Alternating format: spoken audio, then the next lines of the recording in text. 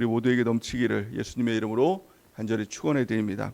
오늘은 로마서 1장 18절에서 23절 말씀을 통해서 나를 포기하고 말씀을 붙들면 산다 라는 제목으로 하나님 말씀 증거하겠습니다. 완전한 복음 로마서 강해의 네 번째 시간입니다. 신앙생활을 한마디로 말하면 예수님을 따라가는 삶이라고 말할 수 있습니다. 사람들은 주도적으로 내 인생을 계획하고 내가 내 인생을 책임져야 된다라고 이야기를 합니다. 하지만 이것은 전혀 신앙적이지가 않은 것입니다. 예수님을 믿는다라는 것은 나의 계획, 나의 주도성 이런 것들을 다 내려놓는 것입니다. 내가 주체가 되는 것이 아니라 예수님이 주체가 되는 삶을 살아가는 것입니다. 성경은 나는 양이고 예수님은 목자이시다라고 분명히 이렇게 말씀하고 있죠.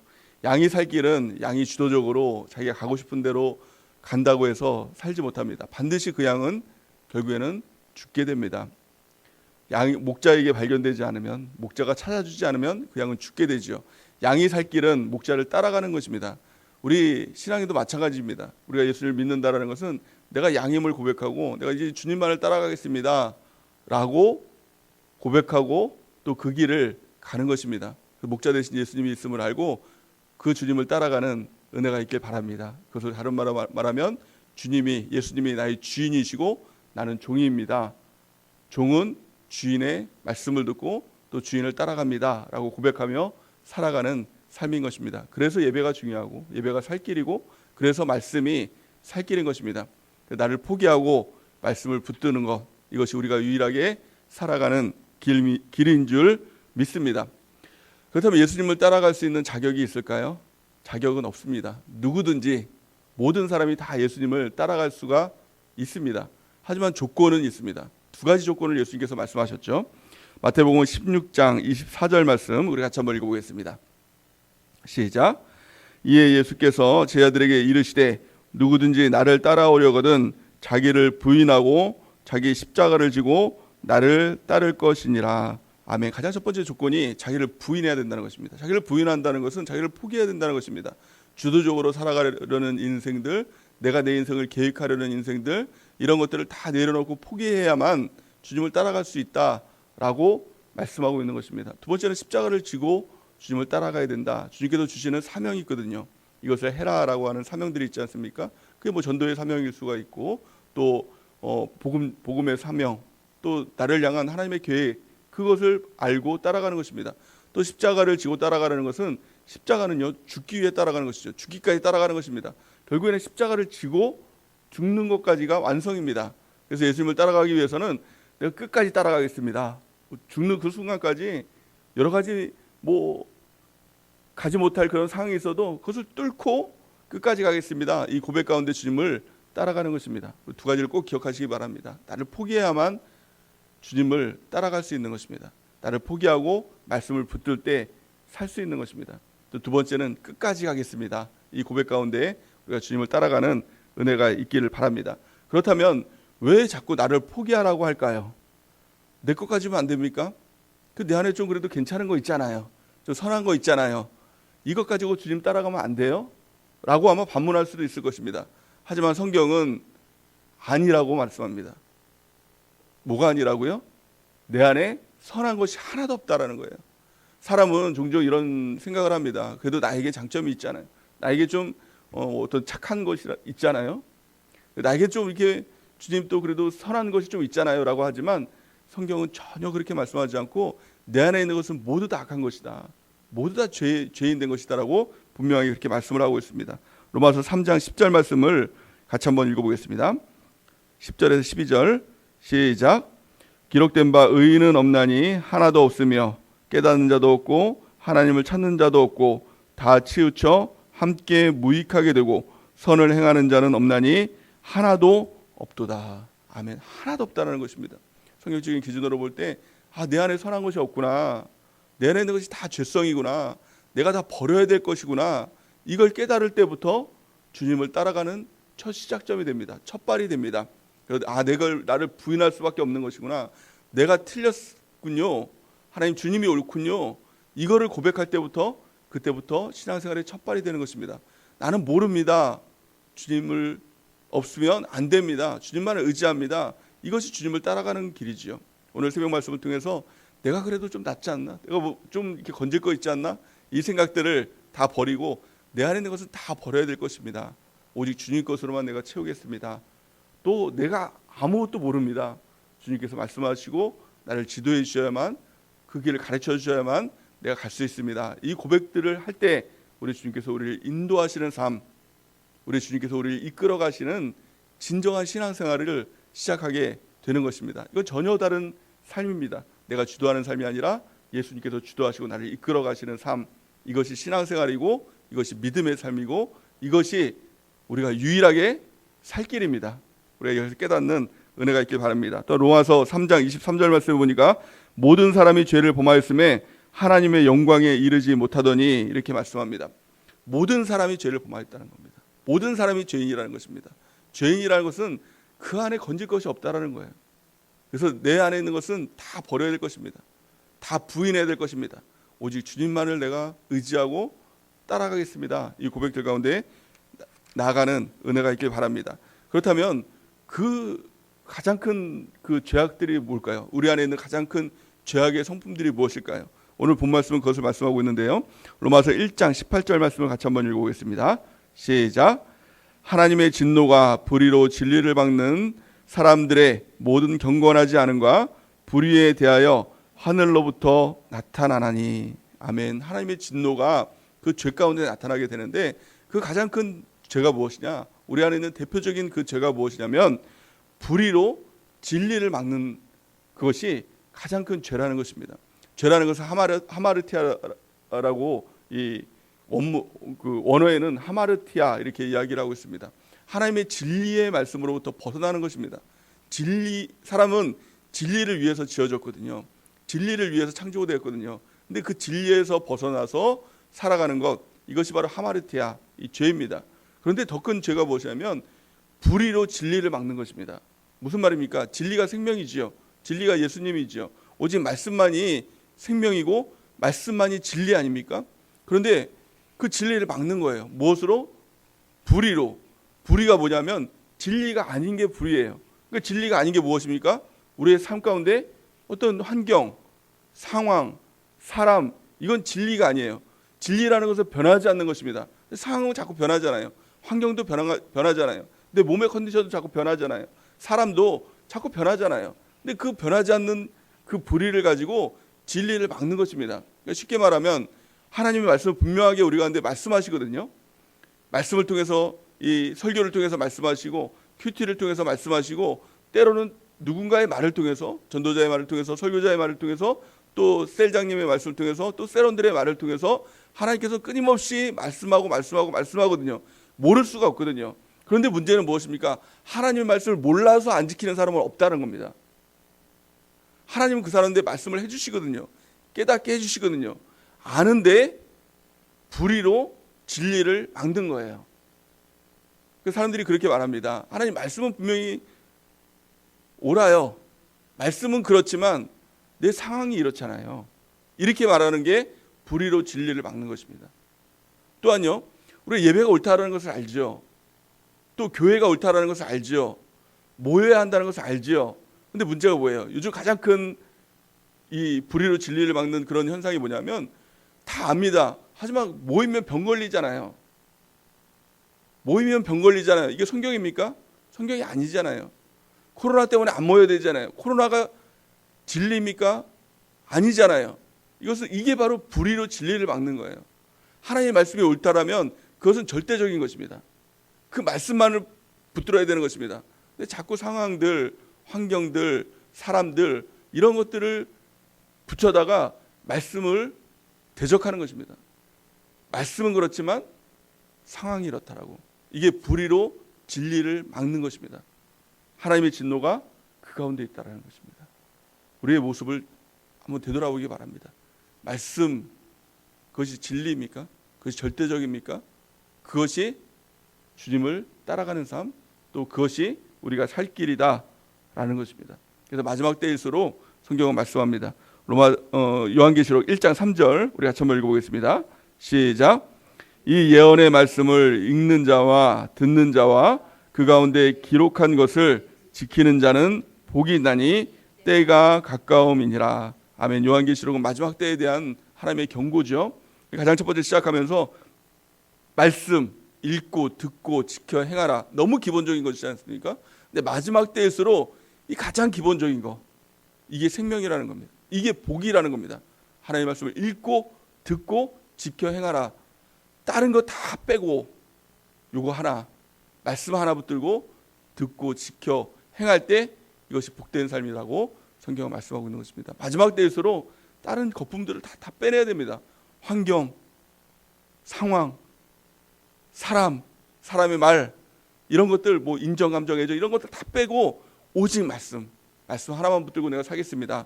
이 고백 가운데 오늘 이 새벽 시간에 하나님께 고백하고 또 그런 삶을 살아가는 은혜가 있기를 바랍니다. 구체적으로 이 죄인들이 갖는, 그렇다면 이 죄인이라는 것은 우리의 모습이죠. 이 모습들이 갖는 이 모습들을 성경은 오늘 본 말씀은 세 가지로 말씀하고 있습니다. 로마서는 복음이죠. 복음을 알기 위해선 죄로부터 시작이 되는 것입니다. 죄가 무엇인가? 우리 안에 죄성들이 무엇인가? 버려야 될 죄성들이 무엇인가? 이것들을 깨닫고 우리의 죄성들을 다 버리고 말씀 붙들고 주님만을 따라갈 때 복음적인 삶, 승리하는 삶, 또 생명력이 있는 삶, 이 삶을 살아가게 되는 것입니다. 가장 첫째는 로마서 1장 19절에서 20절 말씀을 같이 한번 읽어보겠습니다. 시작. 이는 하나님을 알만한 것이 그들 속에 보임이라. 하나님께서 이를 그들에게 보이셨느니라. 창세로부터 그의 보이지 아니하는 것들 곧 그의 영원하신 능력과 신성이 그가 만드신 만물에 분명히 보여 알려졌나니 그러므로 그들이 핑계하지 못할지니라. 아멘. 사람들은 핑계하지 못한다는 것입니다. 내가 몰랐는데요. 몰라서 내가 죄 지었는데요. 몰라서 내가 하나님의 뜻대로 살지 못했는데요. 핑계하지 못할 것이라는 것입니다. 왜냐하면 하나님께서는 그것을 우리에게 다 가르쳐 주셨다는 것입니다. 예수님을 안 믿는 사람이라 할지라도 하나님이 살아계신 것을 다 보여주셨다는 것입니다. 만물을 통해서 만물을 보면은요, 하나님이 살아계시지 않다라고 말할 수가 없는 것입니다. 저절로 모두 일이 생겨났다고요? 말이 안 되죠. 아니 우리가 집이 있으면 그 집이 저절로 생겨났는데요. 산골짜기에 있는 아무리 그 집이라고 하더라도 그냥 바람이 불고 또 비가 내리고 창수가 나서 막 하다 보니까 그 집이 딱 세워졌는데요. 라고 말할 사람이 있을까요? 없을까요? 없습니다. 분명히 누군가 만들었으니까 그 집이 있는 거 아닙니까? 근데 그 집보다도 더 정교한 사람의 모습만 보더라도 이 어떻게 저절로 생겨났다라고 말할 수가 있습니까? 집이 더 정교합니까? 사람이 더 정교합니까? 사람이 더 정교하잖아요. 뭐 눈코입 살 수 있도록 그렇게 다 만들어주지 않습니까? 이 얼굴만 보더라도 너무 명확한 그 증거 아닙니까? 눈썹 하나 필요 없는 것 같지만 눈썹 없으면 사람이 막 비 맞아가지고 눈이 막 이렇게 눈을 뜨지 못한다면서요. 이렇게 세심하게 만들어져 있는 이 모습이 저절로 만들어졌다고 하는 것은 어불성설이지요. 누군가 만들었다는 거예요. 그분이 바로 창조주신 하나님이시다. 그러니까 반박할 근거가 없는 것입니다. 그럼에도 불구하고 사람들은, 죄인은 고의적으로 하나님을 무시한다는 거예요. 하나님이 없다라고 무시하는 것, 이것이 바로 우리의 모습이다라는 것입니다. 그러기에 우리의 모습들을, 이 굳어진 마음들, 하나님이 없다라고 여기는, 하나님을 의식적으로 무시하는 이 마음들을 회개하고 버리고 부인하고 포기해야 주님을 따라갈 수가 있다는 것입니다. 두 번째 모습이 어떤 것입니까? 로마서 1장 22절에서 22절 우리 같이 한번 읽어보겠습니다. 시작. 하나님을 알되 하나님을 영화롭게도 아니하며 감사하지도 아니하고 오히려 그 생각이 허망하여지며 미련한 마음이 어두워졌나니 스스로 지혜 있다 하나 어리석게 되어. 아멘. 로마서 1장 21절에서 22절 말씀 보니까 하나님을 알지만 하나님을 압니다. 우리가 하나님 알잖아요. 예수를 믿는다라고 하잖아요. 근데 문제는 하나님을 영화롭게도 아니하고 감사하지도 아니하고 그 마음이 허망해졌다는 것입니다. 무슨 말이냐면 우리가 하나님을 안다면 하나님을 위한 삶을 살아야 되잖아요. 예배드리고 하나님을 높여드리고 영광 돌리고 기도하고 감사하고 하나님 중심으로 살아야 되는데, 사람은 그 마음이 허망해져서 하나님 중심이 아니라 내 중심으로 살아간다는 것입니다. 그래서 예수님을 믿는다라고 하는데 그 목적은 뭐예요? 인생의 목적이 성공이에요. 예수님을 믿는다라고 하는데 그 목적이 그 주님을 기쁘시게 해드리고 예배가 목적이 돼야 되고 또 주님을 높여드리고 영광 돌리는 게 주님이 잘 기쁘시게 하는 게 목적이 돼야 되는데 목적이 내 가정의 행복이에요. 성공이에요. 내가 잘 되는 거예요. 내 마음이 평화로운 거예요. 그것 때문에 예수님을 믿는 거예요. 그게 바로 죄성이라는 것입니다. 그러면 어떻게 됩니까? 결국엔 그 마음이 허망하여진다는 거예요.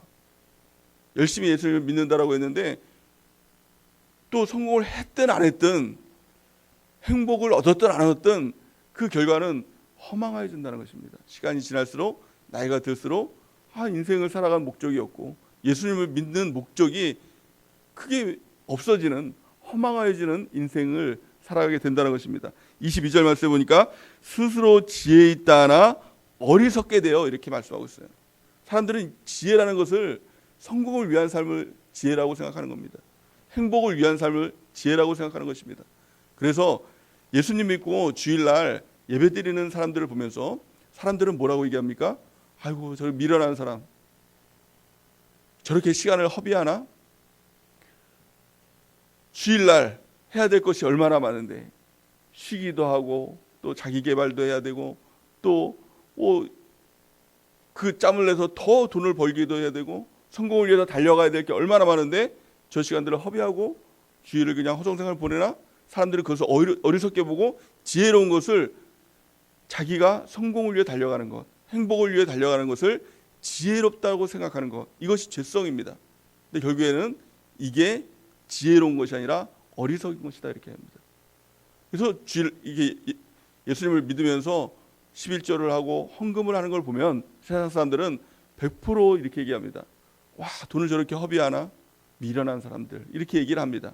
근데 그게 어리석다는 것입니다. 하나님을 알되 하나님을 무시하고 하나님께 영광 돌리지 않고 자기만을 위한 삶, 이것이 바로 허망해지는 삶, 사실은 어리석은 삶이라고 성경은 말씀하고 있습니다. 일단 참 지혜가 무엇입니까? 참 지혜는 내가 지혜롭다고 생각하는 것, 이게 아니라 나는 하나님 앞에 부족한 사람입니다. 이것을 고백하는 것이 참된 지혜인 것입니다. 하나님, 나는 아무것도 모릅니다. 나를 불쌍히 여겨 주옵소서 라고 주님을 의지하고 주님만 따라가는 삶, 이것이 진정한 지혜로운 삶인 것입니다. 왜냐하면 우리는 양이기 때문에. 양의 지혜가 뭐예요? 양이 혼자서 내 살 길 찾아서 떠나는 거, 이거 정말 미련한 거죠. 왜냐하면 죽을 길이에요. 그 앞길은 골짜기가 있고 사나운 짐승이 있고 또 혼자 있으면 반드시 죽는 이 양의 자기 자신의 성품을 모르기 때문에 혼자서 살아가는 그 모습들, 사람이 보면 어때요? 아유, 저거 죽으려고 작정했구나 이렇게 보는 거죠.